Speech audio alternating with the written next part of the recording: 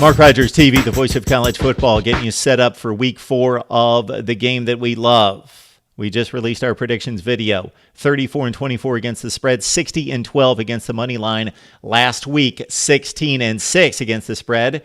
And just reviewed the first 3 weeks of the season. When I predict an underdog to win a game outright, they do so 7 of 9 times. I am 7-2 in picking an underdog to win straight against the money line. So check out the predictions video. Okay, let's get to the Alabama-Texas A&M game. And this one is really hyped up here in the SEC Western Division, as it has been in previous years.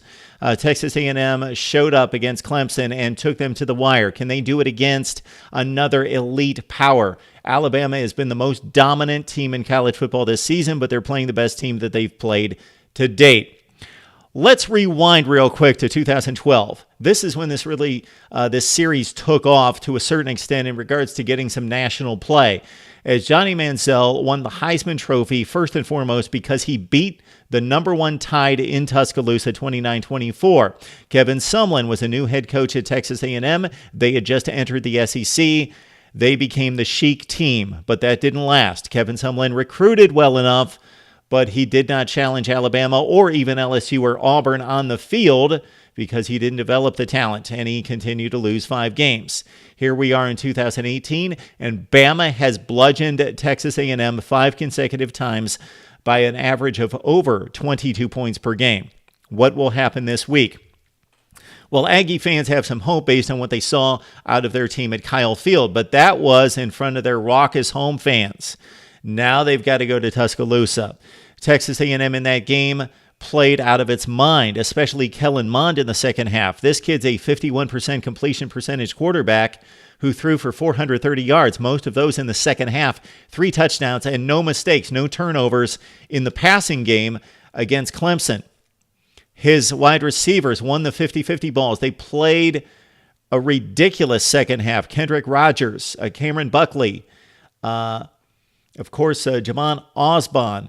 They played a great game, and they came within a 2-point play of sending the game into overtime against possibly the best team in the country, certainly one of the top 5. Tre'Van Williams, though, only was able to average 1.8 yards per carry against Clemson, and that doesn't bode well for this game against Bama. Kellen Mond may be the best running threat to expose Alabama's defense to a certain extent. Alabama's defense is only giving up 9 points per game, and you can say whatever you want against Louisville and Ole Miss, but Ole Miss has one of the better passing attacks in the SEC, and they are not going to score 1 touchdown against other teams, even really good teams, LSU and Auburn.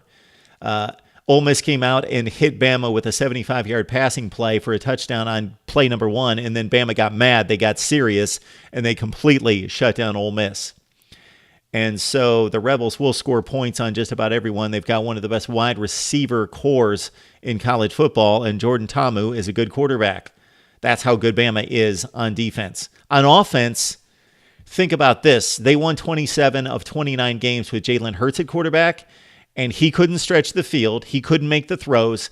He made poor decisions. He looked to run immediately many times.